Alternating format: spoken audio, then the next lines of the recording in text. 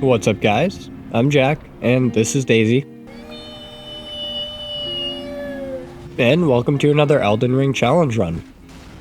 Well, be more specific, that was actually my buddy Corey doing his best Daisy impression. Yeah. And I think he did pretty good there.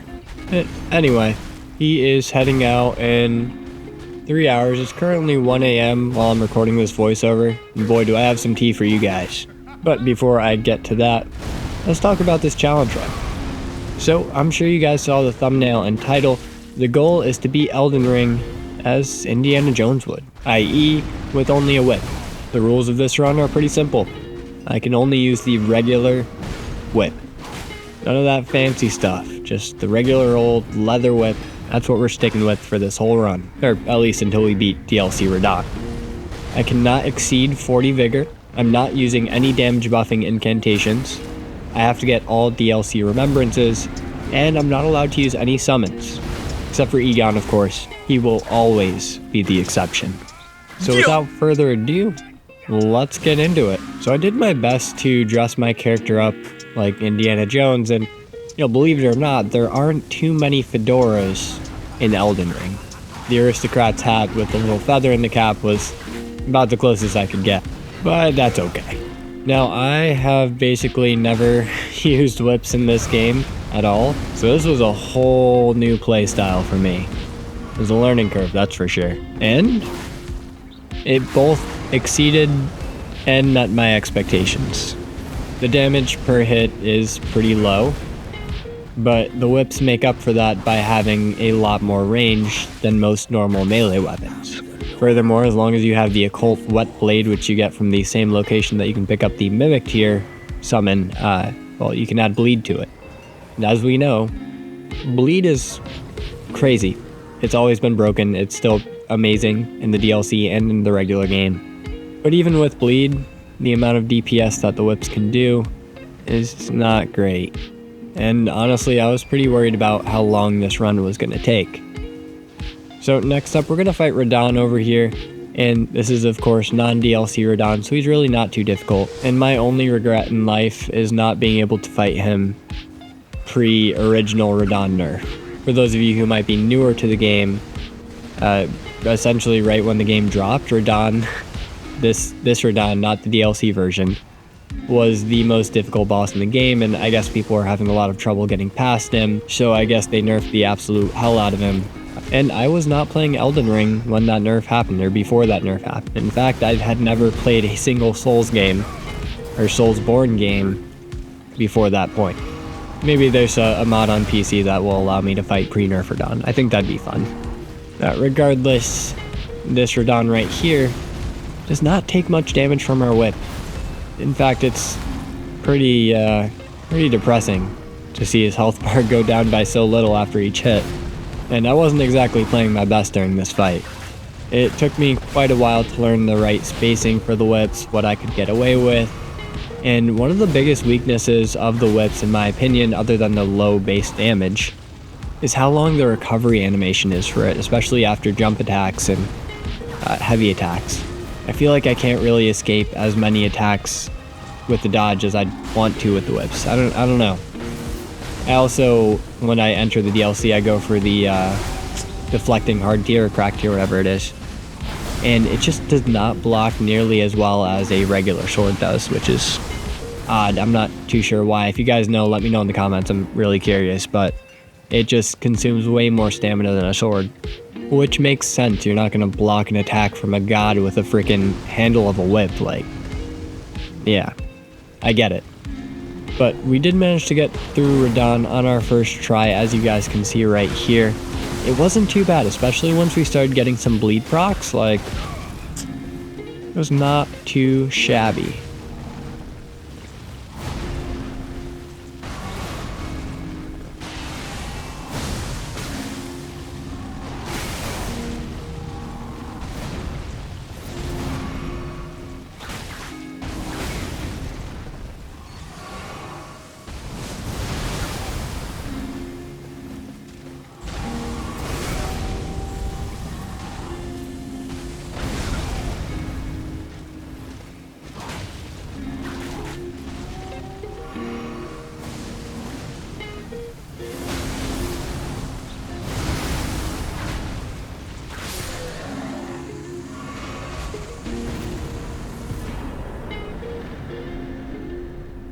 And with Radahn taken care of, all I had to do was finish up Vare's questline. Super easy. I invaded a few people.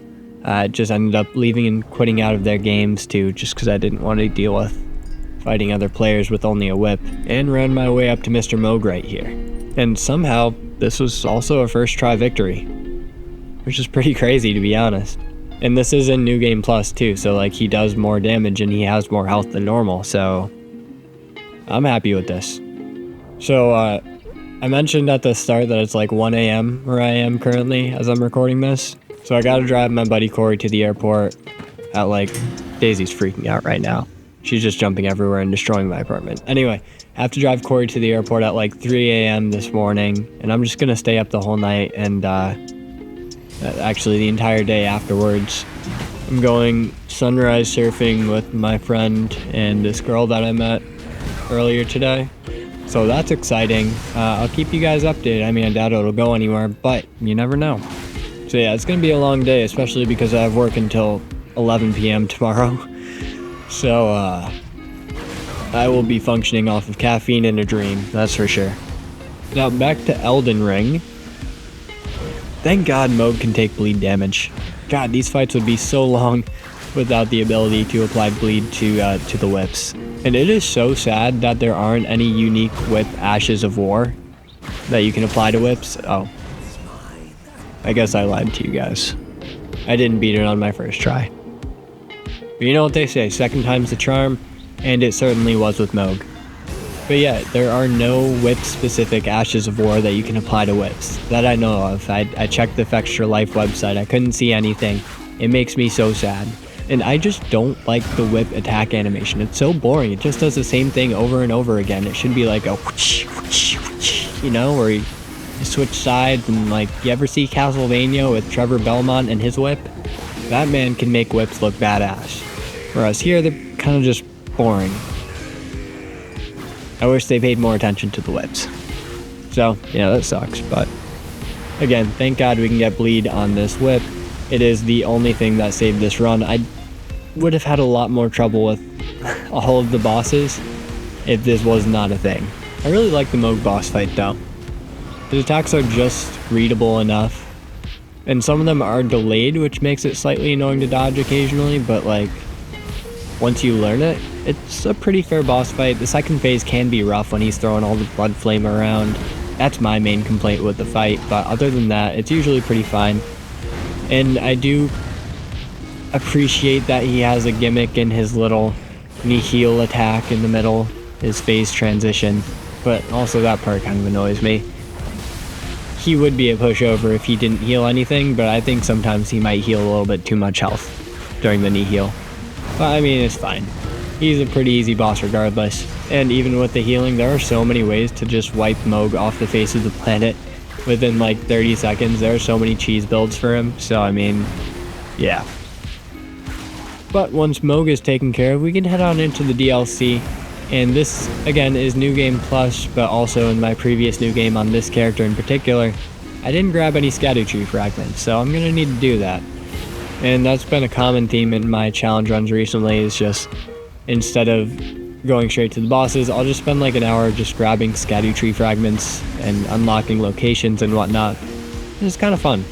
It's like mindless grinding, I guess, and it's meditative. But let's finish Moog off, shall we? I'm gonna speed this up a little bit. And do me a favor, let me know if you guys like boss fights that are sped up like this, or if you would prefer them to just be full, like, normal length boss fights. I know I personally get bored of watching a full, you know, unsped up version of a boss fight for too long, but my attention span isn't always that great, so you guys let me know what you want to see, and I will make it happen.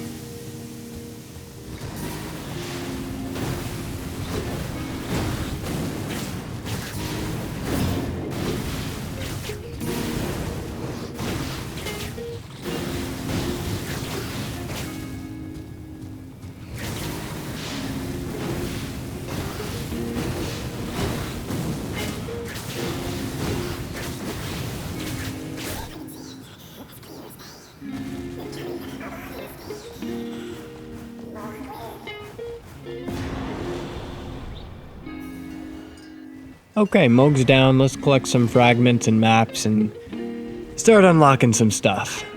I had so much fun with my buddy, by the way. Like, he was here for 2 weeks.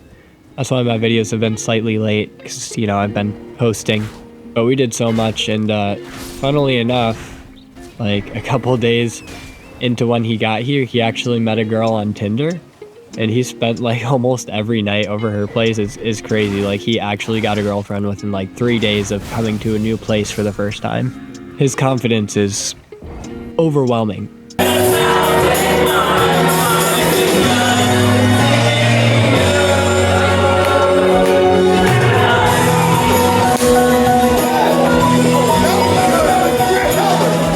Yeah, we went to a karaoke bar and he made friends with everybody in the bar. Anyway, the Divine Beast Dancing Lion was actually pretty tough. My first try did not go very well. But my second try, well, you know what they say, second try's the charm. Okay, it was more like my sixth try, but you know what they say, 6 tries charm, right? Yeah, I didn't collect that many Erdtree fragments, so my damage was not great.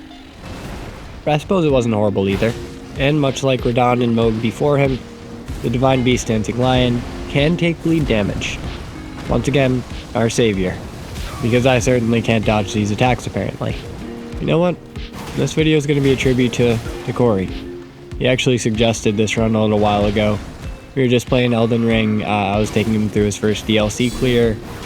And well, we came across a whip and he was like, dude, there are whips in this game? And knowing about this channel and what I do on it, he was like, you should do an Indiana Jones run. I was like, okay. So that, and I just really appreciate that he came down here to visit. I haven't seen him in years, and you know, I grew up with that guy. Childhood best friend. So, I'm going to tell you my favorite Corey stories. At least when I don't have much to say about the boss fights. So one of the decent things about whips is that they do an okay amount of poise damage, even just on these light attacks. So that's fortunate, though it's unfortunate because we can't get any riposts on the bosses when their poise broken. They just don't have a riposte animation, though it does give us a second to either heal up or do some extra damage, so I will certainly take that still. So I think the best attack on the whip is actually the roll light attack. It's just so quick to attack with that and also to recover from it. I mean, it doesn't do that much damage, but like, it's so fast, it doesn't even matter. And you still get all the range from it as well, so it's just a very efficient and quick attack.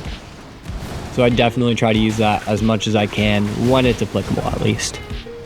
The jump heavy attack is also pretty alright. It's just about as quick as the jump light attack, but it does more damage and more poise damage, so that's good. And then the charged heavy is also kind of solid. I like it. It's a decent moveset, I suppose. It's just kind of boring. But with the poise breaks that we get with the whip, we are able to deal a significant amount of damage to the Divine Beast Dancing Lion, taking him into the red. Ugh. You know what? I was gonna stay up all night, but I might take a short nap. It's only like 2 o'clock, and I still got like 2 hours till I gotta drive the boy to the airport, so it might be nap time for a little while. Especially because I stayed up until 3 a.m. last night and got up at 8 this morning, and I quite literally had to drag this man home from the karaoke bar last night. He had had a lot of apple juice last night, and when we were walking home, he decided it was a good idea to take his pants down, like, in the middle of the sidewalk. You know, just because he didn't have a belt and he thought it was uncomfortable, so he's just walking without pants for half a mile, and I tried so hard to get him to put them back on. Eventually I convinced him, and then he went over to his girlfriend's house. She's not really his girlfriend, but you know, some people just can't handle their apple juice. Anyway, brief nap. I'll be back tomorrow probably. Okay, I'm back. It's roughly 10 hours later. Took an hour nap, went surfing at 7 a.m. with that girl. Turns out she has a boyfriend, so that sucks. But I still made a new friend, and that's what counts. And we're on to Rellana now. So Rellana has always given me some trouble with the deflecting cracked tier because of her freaking long combos. Like, come on. Sometimes it just feels like it's impossible to predict when she's actually done attacking and when we can actually deflect and counterattack. And like I mentioned earlier, the whip just isn't that great at deflecting.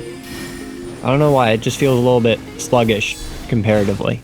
So if we do get a poise break on her with those guard counters, she does stay down for a good few seconds, which allows us to get a good few hits in. So that's nice, that's our saving grace. I died a lot here though, and most of it was just because I was trying to, do guard counters rather than just dodge her attacks like normal people. So long story short, it's a me problem. At this point in the run, I was getting a little bit better with the whip, and I was feeling a bit more confident. And I kind of learned that I just have to be patient and take my time and just dodge everything. If you're going to use a whip in Elden Ring, you can't be greedy. It's about playing the long game, taking your time, getting hit in every now and then when you know you're safe, because regardless of how quickly you attack with the whips, the fight's going to take a little while. I do want to mention that I did try double whips after this run, dual wield whips, and I did not like it very much. Sometimes with some of these attacks, the recovery time is a bit slow with just a single whip, but with the double whips, hi Daisy. With the double whips, hi Daisy. With the double whips, the recovery time and the attack time and all the combos from the dual wield attacks, it just takes so long to get off, and hi Daisy, it leaves you so vulnerable. Okay, the cat has taken a seat on my lap. This is nice. Though I might fall asleep if she stays here for too long. Well, that's about all I have to say about the Rellana fight, so, I'll start with some Corey stories, because, good God, we've gotten into it together. Like I said, I grew up with this man in Connecticut. We've known each other since elementary school, and we were best friends since middle school, and we've done all sorts of crazy and not entirely legal things together when we were teenagers. A lot of urban exploration. Connecticut has a bunch of abandoned insane asylums in particular, and we got some crazy stories from those, that's for sure. And most of Corey's good stories involve him drinking too much juice and doing some crazy things, but YouTube doesn't like those stories, so I'm gonna not do that, and I'll tell you more about the haunted paranormal stuff and our interesting exploration stories. So back in 2014, we were, around 13, 14 years old at the time, and it was Corey, myself, and our buddy Sebi, and we were exploring an abandoned restaurant in our hometown of Burlington.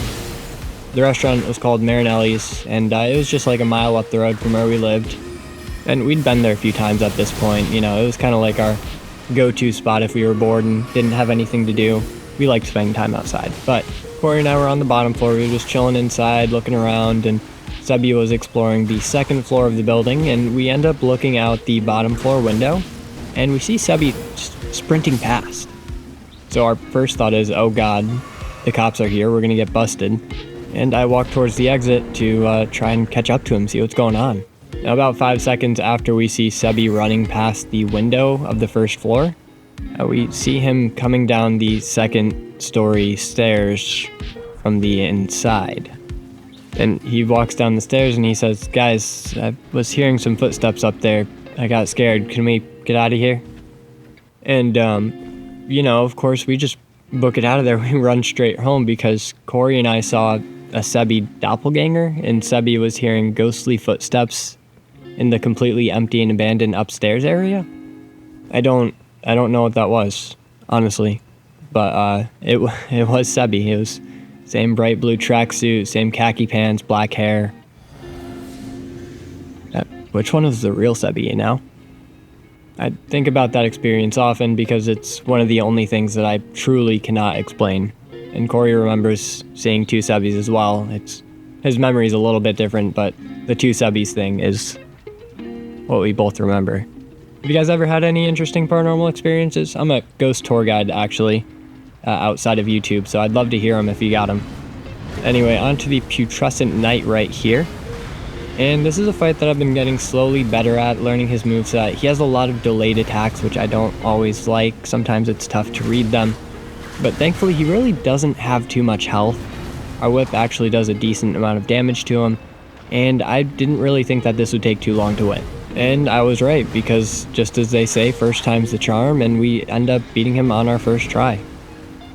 Which is great. I haven't had a first try victory in a little while for any run, really.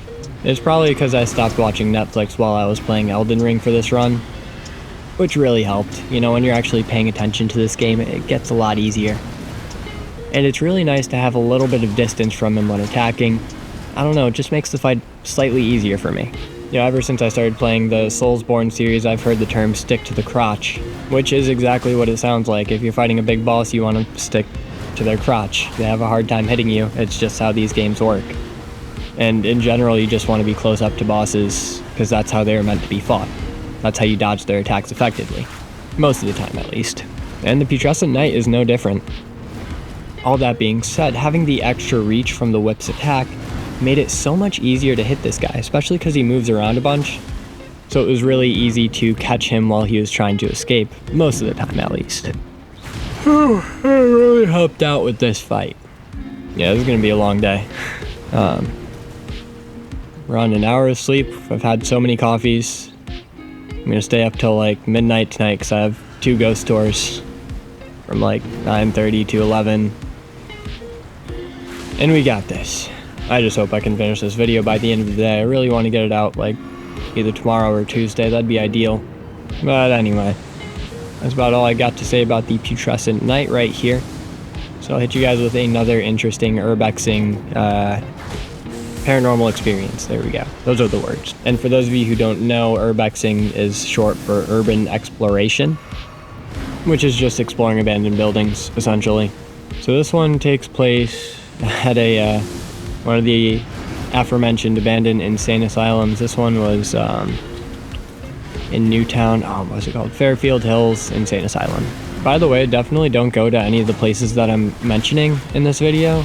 It's super illegal. We were young and stupid, and that's why we went. But yeah, don't go. It's stupid. Not only is it illegal and also kind of rude to break into somebody's property, but it's also dangerous. A lot of these buildings have asbestos. But yeah, we were young and we went into the Fairfield Hills Insane Asylum, as most teenagers around that area do. And, you know, we were just exploring for a good 30 minutes. We found the basement and the tunnels that connect each of the buildings, and in the basement, actually, we walked through a door and a bat just like flew right out of it, and Corey screamed like a girl. It was hilarious. But we eventually found our way to the maximum security wing, and we opened the door. I propped it open with a nice fat brick that I'd found laying on the ground, and we take about 5 steps in, and then we hear a door slam behind us. Now, thankfully, it was not the maximum security wing door. That was still propped open by a brick. But we went back into the previous room that we were in, and we saw that a door that was open beforehand had been completely slammed shut. And it was one of those heavy, like, metal doors. It wasn't a light wooden door. We opened it, we looked inside, and nobody was in there, nobody was around us. There's no gust of wind or anything. I have no idea what caused that. And even though we were somewhat scared, we just stayed there for another half hour or so exploring more. Again, we thought we were immortal. We definitely would have died had that been a horror movie. And yeah, that was one of the other weird paranormal experiences that we've had while exploring these buildings. And I am a ghost tour guide, but I am very skeptical about ghosts sometimes. I mean, I've had those 2 things happen and another weird thing that I'm not willing to talk about, but I also know that there are a lot of other really good explanations as to why people might feel, you know, something like a presence in their house, or an overwhelming anxiety, or, you know, the natural reasons for why somebody might have an audio or visual hallucination. So I don't think every ghost story you hear is real. But having experienced some things on my own, I do think that there might be something else out there. That's just me, though. Anyway, we did somehow manage to get the Putrescent Knight really low on our first try, thankfully. And we even have 3 healing flasks left over. So I think we can finish this. I get a few hits off, get him real low, basically to 1 shot, and then I take a nasty hit.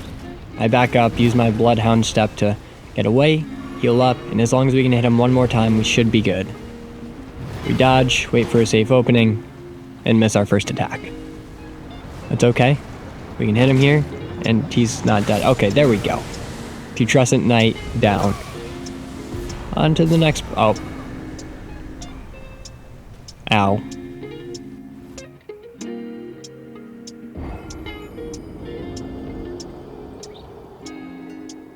I'm still pretty low on my Erdtree fragments, so it's time to make my way to Gaius. Once you beat Gaius, there are 5 free Erdtree fragments located behind him. So I climb to the top of the Shadow Keep and make my way down the elevator, down to the Shadow Keep back gate, where I'm actually feeling pretty confident about this fight. The deflecting cracked tier or hard tier, I don't know what it is. I don't know what it is, I'm sorry. Well, it's really good for this fight. It makes, dodging his attacks or deflecting his attacks and counterattacking really easy, and getting the poise break off on him is super easy as well, so it's nice. We also get a nice Erdtree blessing upgrade right before we start this fight, so we got this first try, no problems. Okay, maybe we didn't get it on our first try.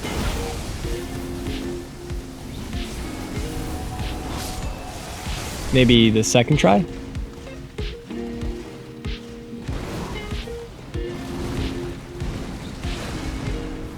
Ow. Yeah, I was just trying to back up and heal. I should have just dodged that attack like normal. Okay, third try's the charm. Let's get this. Bloodhound Step is also super nice for dodging that attack. I love this Ash of War. It is nice. I don't spam it too much during this run, but it is useful every now and again to dodge some otherwise very difficult to dodge attacks. Unlike Mr. Putrescent Knight, Gaius can take bleed damage, which is great because we do about 80 bleed buildup per hit, which ain't bad at all. So it really only takes a few hits for us to get a nice bleed proc. That on top of if we do get guard counters and guard break him, poise break him, we can do some pretty massive damage to him. And unfortunately, that's where the majority of our damage comes from, is either bleed procs or poise breaks. Especially during the Radahn fight. Good God, if I didn't have bleed. Oh, I don't know how well that would have gone. Though, and this is spoilers, I did try using poison against him too on the whip, and that did alright. Yeah. But we all know bleed's better. So I've always had trouble dodging his dash attack where he just like charges at you, and yeah, sometimes it's pretty tough to dodge. I've learned personally that if you are running at him when you dodge, that makes it a bit easier, but Bloodhound Step trivializes that attack, so that is nice. Yeah, that one right there. Man, I don't know what I'm going to do for next week's video. I think I have a few ideas on the roster, but I don't want to do a Liza P challenge run soon. That'd be fun. Alright, that's all I have to say about Gaius, really. If you don't want to hear my childhood stories, you don't have to listen, you can just turn the volume down. But next one, Corey and I, we used to go cliff jumping a lot, and I think it was the New Britain Reservoir or something, I forgot what it was called. But it was a nice rocky outcropping that went into a little lake or pond, and there were some good heights there. There's like a 10-foot drop, a 20-foot drop, a 40-foot drop, and like a 60-foot drop. And I've done the 40-foot drop a bunch of times. That was probably my favorite because it's just the right amount to not be scary. I take that back. It was still scary, but it wasn't painful. And I could do backflips off of it and survive without any issue, and I love doing backflips from a height. That's one of my favorite things to do in the world. But we met a bunch of random people there one time, and we had never done the 60 or 70-foot drop at all. And of course, Corey, whose one weakness is peer pressure, got coerced into doing the highest drop there. Again, about 60 to 70 feet. There's a bunch of drunk college students. We were still in high school at the time. We were like, come on, dude, do this whole one. And Mr. Corey, feeling the need to show off, of course accepted this challenge. And I knew he would be fine, so I didn't stop him. Though I also didn't encourage him. He did eventually make it to the top of that 60-foot drop, and I saw him staring down there, having second thoughts, as most of us sane people would. But then the drunk college students started to chant, and they gave him a big 10-second countdown, and at the end of those 10 seconds, he actually jumped. And I was impressed. That was ballsy. 60 feet is pretty big, and it's really scary to look at. Even though you know you're going to be fine, it's terrifying. Craziest thing is, that's not even the highest cliff jump he's ever done. This one I wasn't here for. This was at a place called Falls Village, and it was an 80-foot waterfall that he jumped straight down into a tiny pond that was only about 10 feet deep. And the idiot didn't even check the water level before he jumped. He just got so lucky that he did not die that day. Of course, he was also peer pressured into doing that 80-foot jump by his redneck friends, but Thankfully, it had rained the previous day, and the pool was completely filled with water, and he managed to land in the right spot. Had he come on any other day, I don't know if he would have survived that, to be completely honest. He got lucky there, that's for sure. Just don't be stupid, guys. But eventually, we did take down Commander Gaius right here, and that really wasn't too bad. Only took a few tries. I'm glad that Gaius is getting easier. I really used to hate him so much, but he's not too bad. He's just a boy, looking at a tarnished. Speaking of adventures, we did play a lot of COD Resurgence while he was in town, and we got actually a really decent amount of wins. And while I was recording the Elden Ring video, I decided, why not record some gameplay footage with my boy, the real Trouble.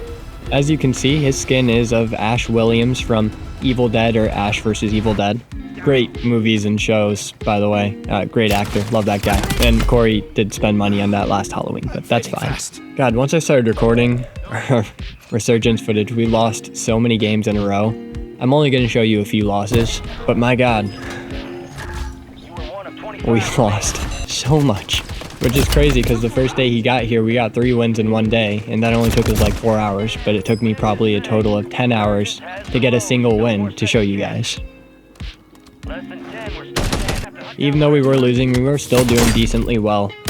And most of our losses came from either people flanking us, like in this clip right here, or from myself or Corey solo charging a squad and, well, dying because we're stupid. Now, I'm sure most of you watching probably aren't Call of Duty fans. I mean, Elden Ring and Call of Duty are very different games, so feel free to skip ahead. Oh, this loss hurt. We were so close. And then some guy was just chilling on the stairs right next to us. Didn't even know he was there. But I mean, good on him. That was a good play. Though I remember Corey got pretty mad and called that dude a few choice words. Yeah. Video games make him upset. So on our winning run, we do fly into the docks. I pick up a shotgun real quick, and Corey got, unfortunately. I know the guy is nearby, but I'm not too sure where, so I toss a breacher drone, pick up some C4, and then I see him coming from the right. That C4 came at the perfect timing because I tossed it on the stairs, break his armor, and then get him down.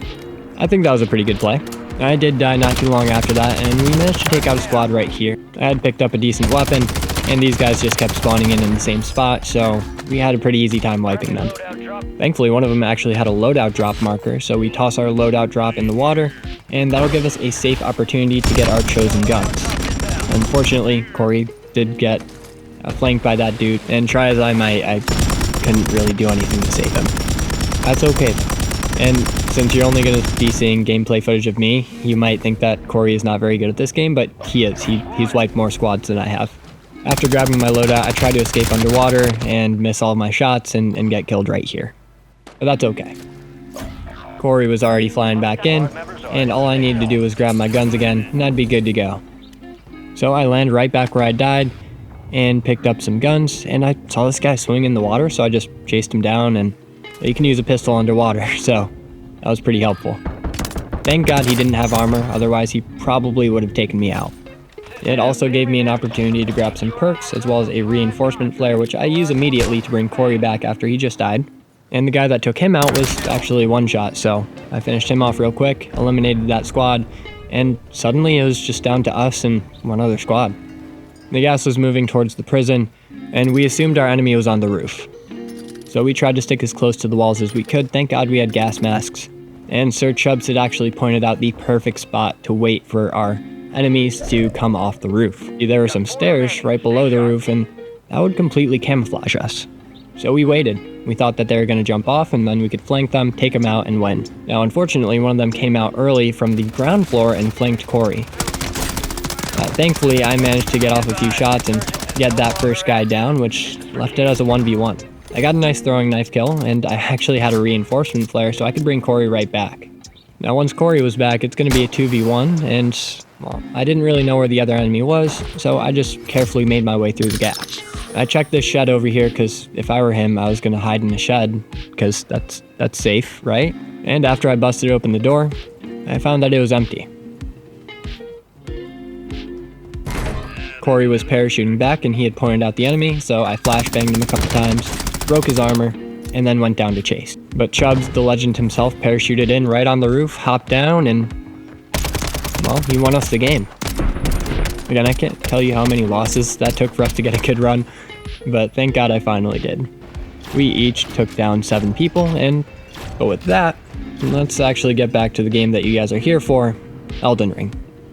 I really thought Messmer was going to give me so many problems, but it wasn't nearly as bad as I thought. My first try did not go well, don't get me wrong. But you know what they say, second time's the charm, and yeah. So each attack from our whip barely tickles Mr. Messmer right here. I mean, good God. But thankfully he can take some bleed damage, so as long as we can keep smacking him with our whip, we should be able to take him down pretty soon. Now, we got pretty lucky with our first phase here. He didn't... Hi, Daisy. Come here. Have a seat. There you go. Yeah, we didn't get too many attacks that were overly difficult to dodge, and we didn't get hit too many times by Messmer, so we kept the majority of our healing flasks into the second phase here. Now, I'm not gonna lie, I am worried about the second phase. And it's for a damn good reason.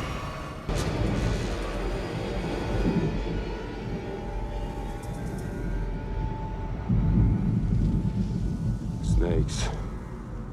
Why did it have to be snakes? So yeah, safe to say, second phase might be a bit rough. Great movies, by the way. The first 3 at least. I've heard that the beginning of the newest one, the Dial of Destiny, was pretty good, but after that it gets kind of not great. But I haven't seen it myself, and I'm gonna pretend like it doesn't exist. And Crystal Skull wasn't great, but I thought it was fun when I was like 14, I guess. The Last Crusade is hands down my favorite though. It's so good. Those movies are great. They definitely come from a different time though, and you can tell that by watching them nowadays. And that's not a bad thing. And even though some of the things that happen in those movies might be a bit dated or archaic to us, they're also timeless movies.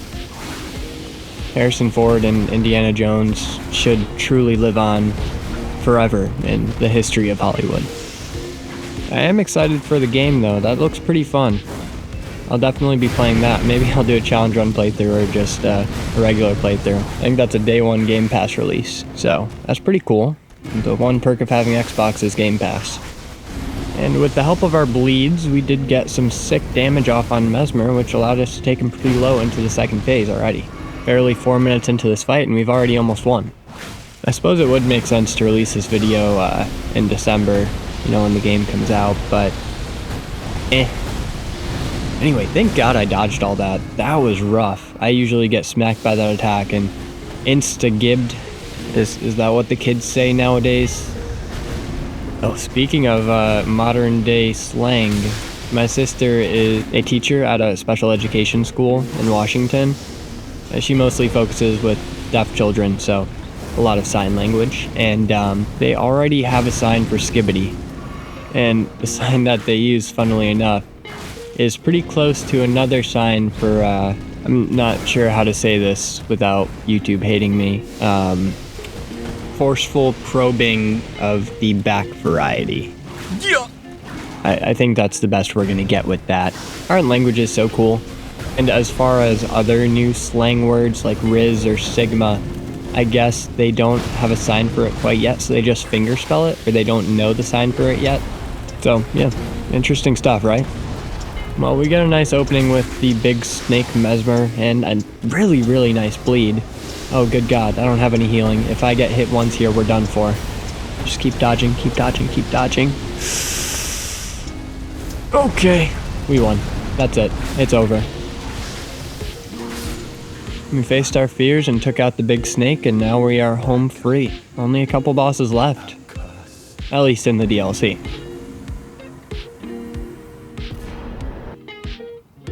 Next up is the sunflowers, and these guys have been giving me more and more trouble with like every run. I don't know why, but I decided to swap my bleed affinity on the whip over to a fire affinity just to do some extra damage to these bad boys. This shouldn't be too difficult. We have a weapon that does fire damage, And there's no way we can lose to the sunflowers if we have something that does fire damage, right?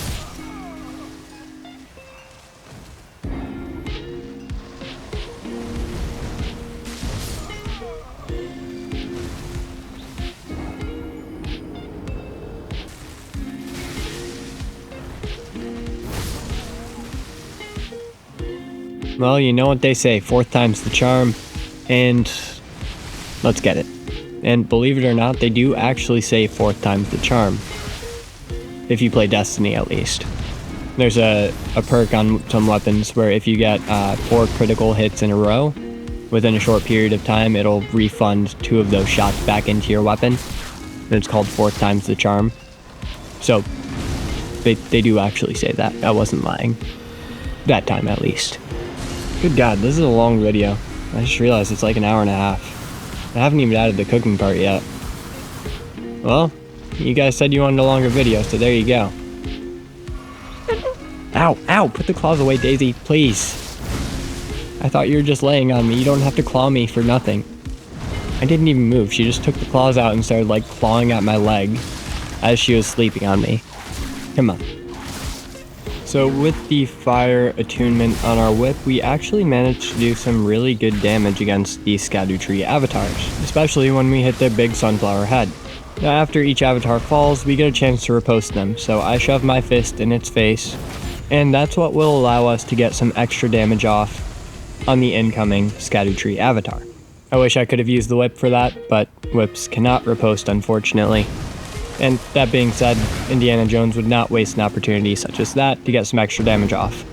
So with the second one, he always starts off with these charge attacks, and I love to deflect them. It just is very satisfying. You can do that with the shield or the deflecting tier. It's super easy, sometimes easier to dodge, but that's not a very difficult attack to dodge regardless. And then we can get to work on this second one. We do significantly less damage just because, you know, he has more health. But it's also not bad at all.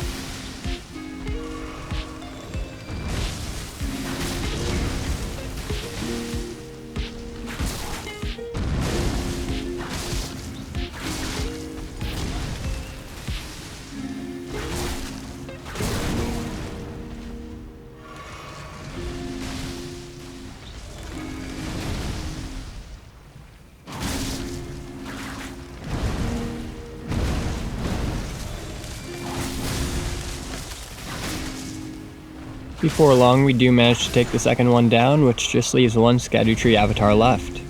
I get the riposte off one more time, and now I just have to worry about dodging that big holy explosion attack. Hi Daisy, which I was having a lot of trouble with in my last run, but that's because I wasn't paying attention to the game. And it is significantly easier to dodge while you're actually looking at the screen. After his attack, we get a chance to do some damage ourselves, and we managed to get him down to about half health before he can fight back.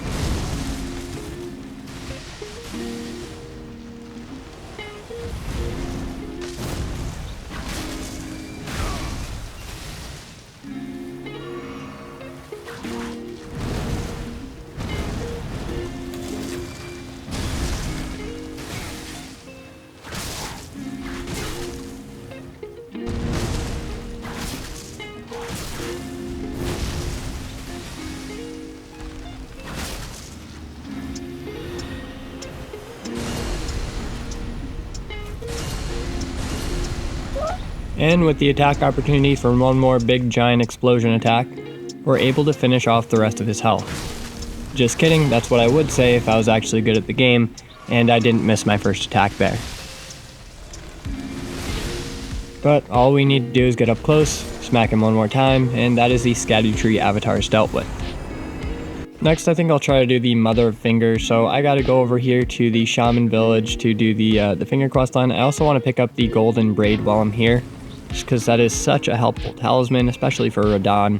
And I'm sure y'all know by now, but it just increases your holy damage resistance by the utmost when it's equipped, which is super helpful for any boss that does holy damage, like Elden Beast, Radahn, Radahn, stuff like that.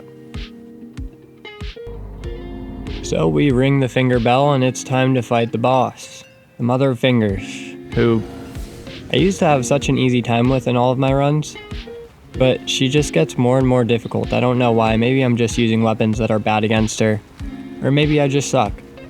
Either way, let's try to fight this gal and see what we can do.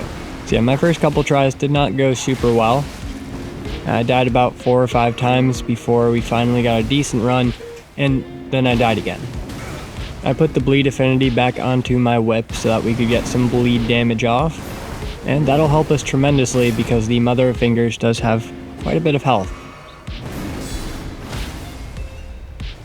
And we managed to get a bleed and a poise break at the same time, which is pretty sick. That looked awesome, and it was a heck of a lot of damage too, so we're actually making some pretty good progress. And I am going to be promoting this video quite heavily, and what that means is I'll be giving YouTube money so that they show this video to more viewers. I just want to see what kind of audience I can garner and if it's financially viable to promote videos rather than just letting them do their own thing. So, long story short, if you're a new viewer on the channel, thanks for stopping by. I really appreciate you giving me a chance and for even watching this far into the video. You may be confused about a couple of things. The first thing probably being the random Warzone gameplay that I threw in there. Another thing you might be confused about is Daisy. So that's actually my cat. She's a big part of this channel, truly the star of the show, and she always makes appearances in the videos through either a little video or possibly meowing or clawing me. And of course she's always in the intros as well. As for the Warzone gameplay, I don't know, I just thought it would be fun. I like adding random things into these videos just to keep them interesting. You know, you never know what you're going to get with these videos. That's the goal I'm trying to accomplish with those. And coming up here pretty soon, I'm actually going to have a cooking segment, like a 2 to 3 minute cooking segment. I did that as like a random thing in one of my videos and people started to really enjoy it, so I am doing that in every video from now on. So yeah, just keep an eye out for that. If you want to skip it, go for it. I won't be mad, I promise. Anyway, if you're a new viewer, thank you so much for watching. Thanks for coming this far, and I, again, just really hope you're enjoying it. So after a few bleed procs, we get the Mother of Fingers pretty low, and we're able to dodge a lot of her attacks that would be more difficult to dodge with Bloodhound Step. Again, super helpful Ash of War. I'm trying not to spam it too much, but it is nice. Hi, Daisy. Say hi. Come here. Come here.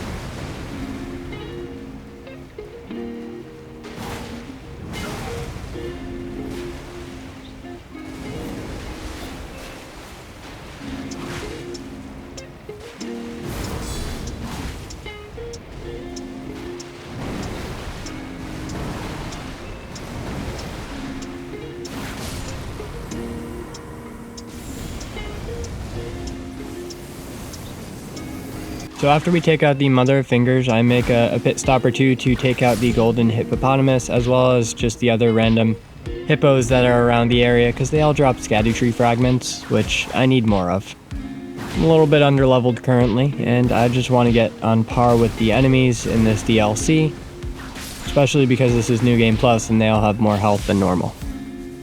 So after that, I make my way into the Abyssal Woods, my personal favorite area in all of Elden Ring, just because of how spooky and eerie it is. And then into Midra's Manse, where hopefully we will be able to defeat Midra on the first try.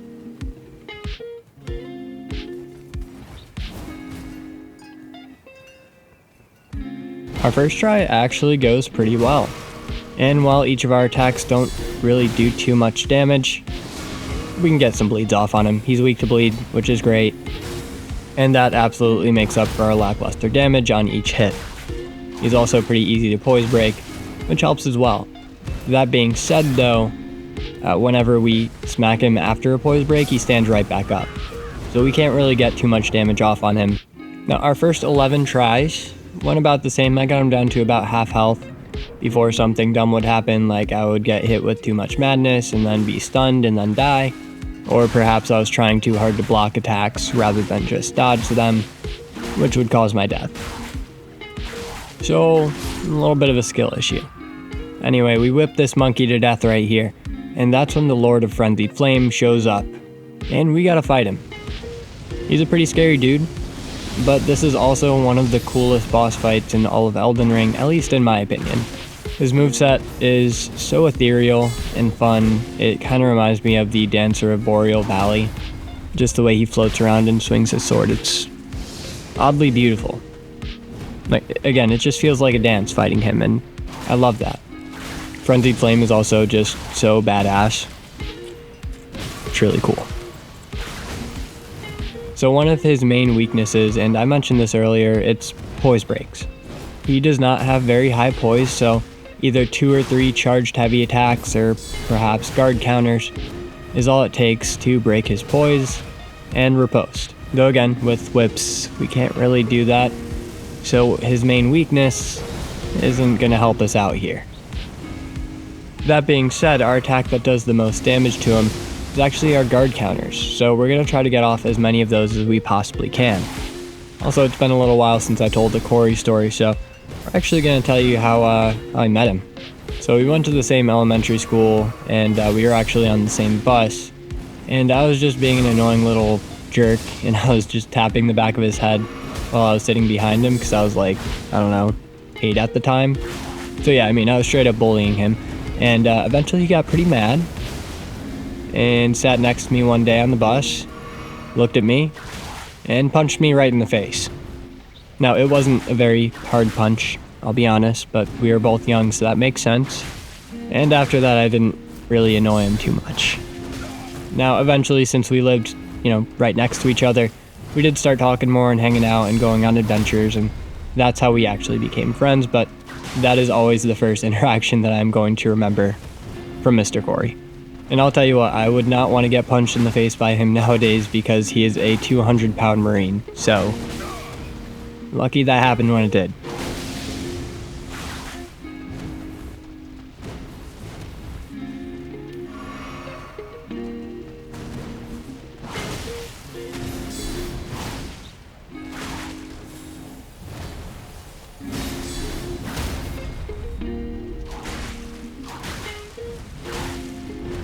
So we've gotten Midra pretty low, and one more bleed proc should do the trick. I imagine we're pretty close by now. Let's see. Come on. Let's get that bleed proc. Get over here, bud. Yeah, this is taking forever. There we go. Okay, there it is. That's that last bleed proc. Midra's dealt with. And usually I fight Bayle next, so on my way up I do help Egon out, fight a dragon for him, and cut his finger off and take it up to the peak of Jagged Mountain. Mount Doom. And once we're at the top, we can summon Egon to help us fight Bayle. And my first attempt at fighting Bayle doesn't go very well. I die almost instantly. But you know what they say, second time's the charm, and second time we managed to actually do pretty well against him. Thankfully, like many other bosses in this game, Bayle can take bleed damage, so that will certainly be our salvation. Now, I make a run for my runes first because I want to keep my runes, and then I forget to pick them up and start attacking Bayle. And while each attack from our whip doesn't do too much damage, the damage is quickly adding up to be not much. No, this is going to be a long boss fight.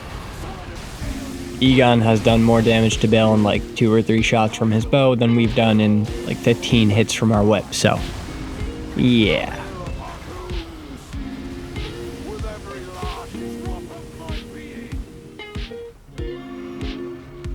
We heal up and I finally remember to pick up my runes, which I actually have quite a bit of. It's probably like 2 or 3 levels at this point. And if we can manage to beat Bayle on this try, then we can have, I don't know, like 8 levels. That'd be pretty nice, wouldn't it? And thank God I didn't die from all that. We managed to heal up before getting destroyed by Bayle, and we start to do some more damage to him. And at this point, we're pretty close to either a poise break or a bleed proc, so this fight will surely speed up here pretty soon. Hitting his head does do pretty good damage, but it's a lot safer to go for his stumpy little leg, especially if our main source of damage is actually coming from bleed. You know, it's safer to just stand by his leg and smack him as many times as we possibly can. Right here we get a poise break and a bleed proc, which is amazing, and we get him down to about half health. This is going pretty well.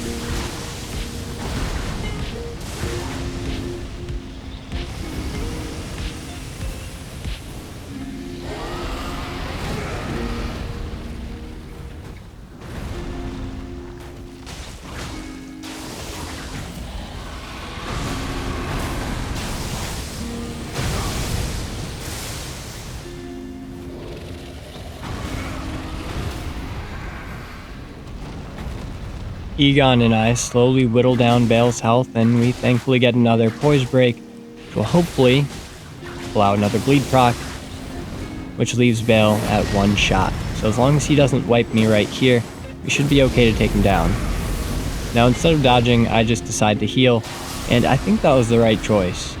And then Egon actually finishes off Bayle with one more arrow to the head. Nice. So this cooking segment didn't go quite as planned. The first thing that went wrong was that I was recording a time-lapse rather than a regular video. So I tried to make some matcha, and I also messed that up royally. It exploded all over my microwave and made such a huge mess. And I also wanted to make some cookie dough pancakes, and you guys can see that going on in the background. That actually went pretty alright. My dad would make them for me all the time when I was a kid. You just put cookie dough in pancake batter when you're cooking it, and it's delicious. So for the matcha, we take a spoonful of water, essentially, put it in the microwave until it is heated up, and once it's nice and hot, we put 4 spoonfuls of matcha powder into the water. And for those of you who don't know, matcha is essentially green tea powder that you can turn into various drinks, and it's caffeinated and it tastes like grass unless you add like a bunch of sugar, which I always do. It's supposed to be a little bit healthier than coffee, and for me personally, I do not get the caffeine anxiety when I drink matcha, so I like it. Once the matcha paste is made, we gotta steam some milk. So you start by putting your hand on the side of the cup, and that's so you can feel for the temperature. Now at first, you're gonna want to pull the steam wand in and out of the milk to get some bubbles in there, aerate it up a bit, and then just try to get a nice whirlpool going in that milk until it is too hot to touch the side of the cup. Once that happens, you know it's done. You pour that beautiful steamed milk into the matcha paste that you made earlier, mix it around, and then there you go. And if you look inside the cup that I'm pouring it, you'll see that the milk is sticking to the walls. That's how you know it's a pretty good steamed milk. It almost has a paint-like texture when you're looking at it. It's really interesting, but that's kind of what you're looking for with latte milk. And of course, we gotta mix it around before we can drink it, make sure that matcha paste is fully combined with our milk. And after that, we can enjoy a nice caffeinated drink that doesn't give me anxiety. And I use Trader Joe's matcha powder. It's really good and it's really cheap. Hashtag not sponsored, hashtag please sponsor me, Trader Joe's. And let's get back to the run. So Romina is up next, and I've been saving Romina for second to last recently, just so, you know, I can go straight up to Radahn afterwards. And of course, first attempt, she murks me, yeah. Second attempt, same thing, but we did get pretty far. I mean, look at that. We got her down to like 10% health maybe. But you know what they say, third Third time's the charm, and it certainly was with Romina right here. Now, I was going to try putting on the fire affinity back on the whip because she's weak to fire damage, but bleed is so much more helpful. And I did almost immediately die, which I thought was kind of funny, but we managed to recover thankfully, and we start to get some damage off on her. Now, it is kind of awkward to use the whip against Romina, just because that's a rangier weapon than most melee weapons, so we don't need to be up close to her, but Romina is so much easier to fight when you are standing like right next to her. Some of her attacks will straight up just miss you if you're standing to her side. Again, stick to the crotch. So yeah, it's a little bit awkward, but that's okay. We'll make do.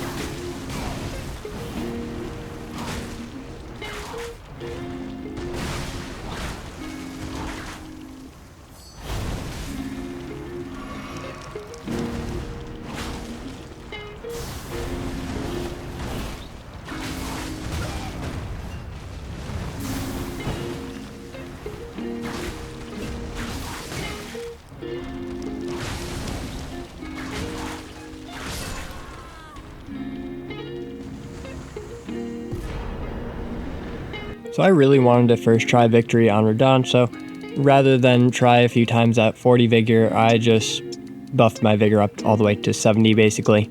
And I went into this fight with the intention of absolutely destroying this guy. And this is also my first time fighting him post-nerf, so I was excited. I wanted to see just how easy they had made him. And it turns out, he's a little bit easier, I guess. A few of his attacks were easier to dodge, and I felt like I was taking not as much damage as normal. But, I mean, they still kept the essence of the boss fight, so I think overall it was a decent nerf, I suppose. I thought he was fine the way he was, but, you know, I'm glad more people can fight him, I guess. And, like many other bosses, Radahn is weak to bleed damage, thankfully, so that allows us to get some sick damage off on him. Now, my first try did go pretty well until Daisy started climbing on me and distracting me, which made me run into a wall and get murdered. And it was all downhill from there. I did try poison damage on him, and as you can see, it did okay, but not really. Honestly, I wouldn't say it's any worse than bleed. I just prefer the upfront damage from bleed rather than the damage over time from poison. But it was definitely worth trying, and I'm glad that I gave it a shot. But after this fight, I swapped back to bleed. Yeah. Oh, now this one. This was depressing. This was so sad. Just give it a watch, eh?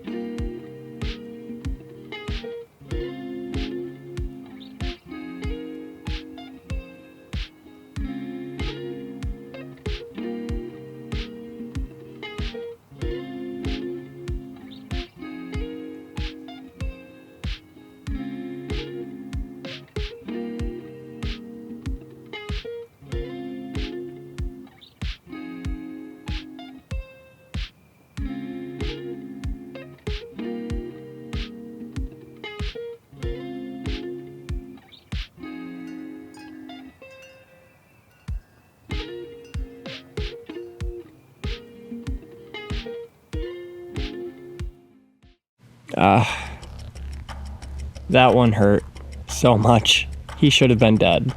I should have won that. Thankfully though, the very next attempt was our winning run.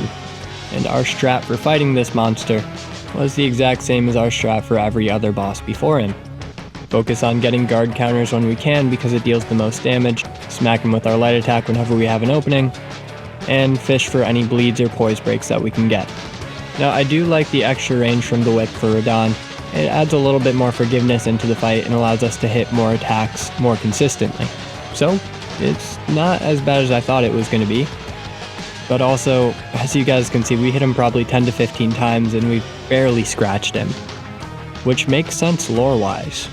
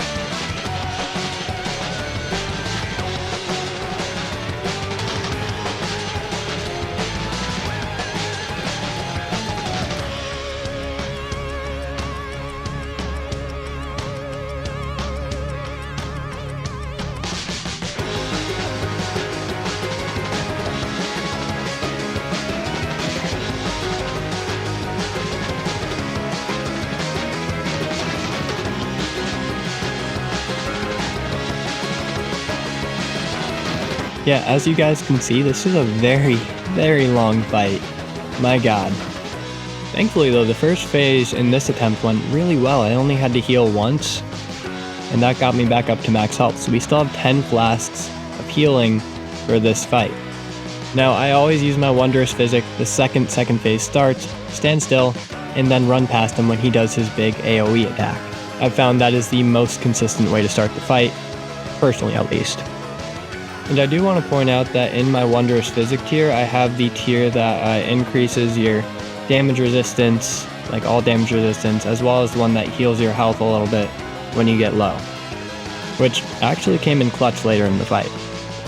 I also would like to mention that I have one Blessing of Marika on standby as an extra way to heal all of our health, just in case we need it. Overall though, post-nerf, I did find second phase to be different. I could more consistently dodge his attacks, which is kind of nice, honestly. Usually I'm not a fan of nerfs, but it made the fight feel a little bit more fair, especially in the second phase, which I appreciate.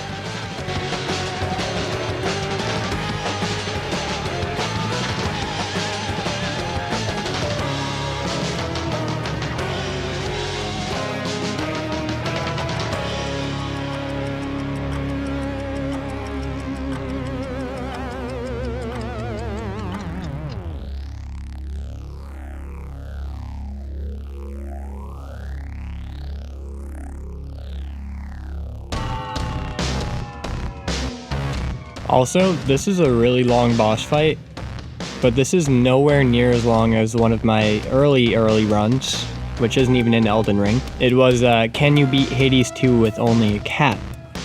And honestly, I think that's one of the best videos I've ever made. You guys should definitely check it out if you want to see some really cool challenge runs. I don't think the audio quality is as good as it currently is, but that's okay. The final boss fight alone took me over an hour to beat, if that gives you an idea of the, we'll say, complexity of that challenge run. Again, it was really cool though. If you have played Hades 2, I think you'll really appreciate that challenge run. So check it out if you want to. I'll put it in the description. Yeah.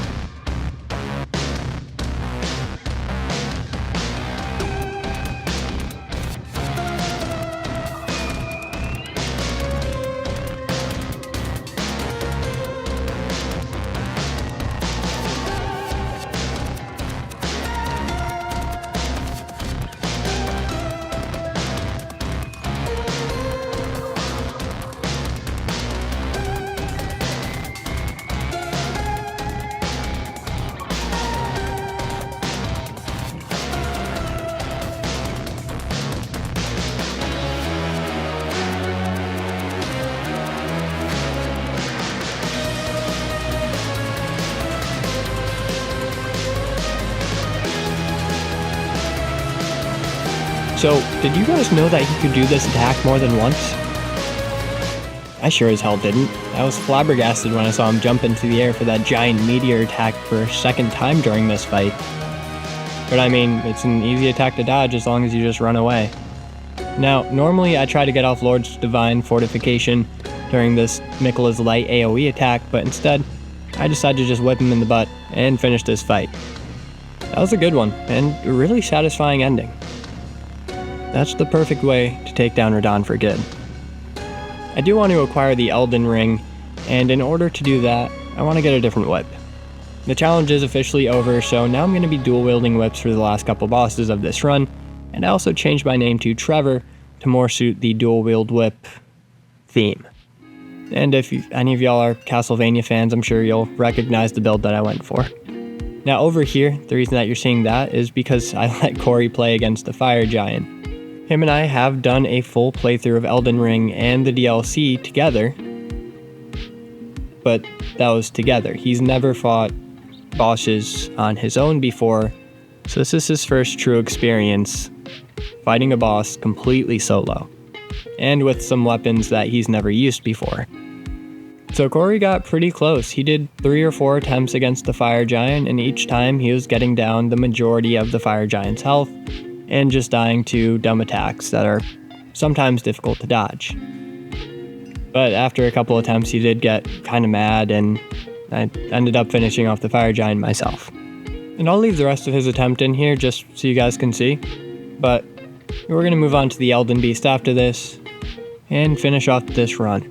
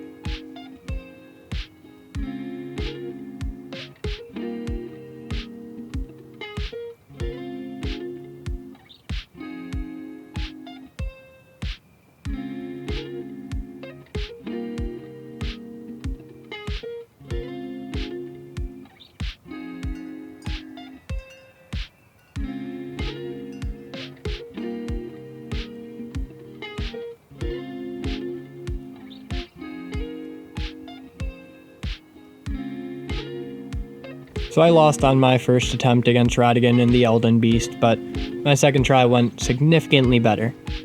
Now, for the first phase for Radahn, I decided to just stick with Lord's Divine Fortification, and I went back to deflecting. Aside from Melania, Radahn is easily my favorite boss to use the deflecting hard tier against. And even though our whip does consume a little bit more stamina than something like a sword when we deflect, it was still pretty effective. And I didn't do as well as I wanted to. I wanted to get like a no-hit, just deflecting and dodging run against Radahn to show you guys because it looked really cool, but yeah, it didn't quite play out that way. And thankfully, our whip does deal a decent amount of damage to him, so we're not doing too bad against him. Especially if we manage to get a poise break or two, I think we'll be just fine. Now, I really don't like dual whips at all. I use them against the Fire Giant and Malekith and Godfrey and Gideon, and their attacks just take way too long to get off, and the recovery time is way too long on them. It just makes you so vulnerable to use them. The only good attack for them, in my opinion, is the jump attack. I honestly prefer to use a single whip over dual whips, which is pretty crazy to say. Anyway, you guys see that Castlevania Nocturne Season 2 is coming out pretty soon? I'm excited for that. It's on Netflix, great show. I would highly recommend it. If you like Elden Ring, there's probably a good chance you're gonna like Castlevania. It's a great show.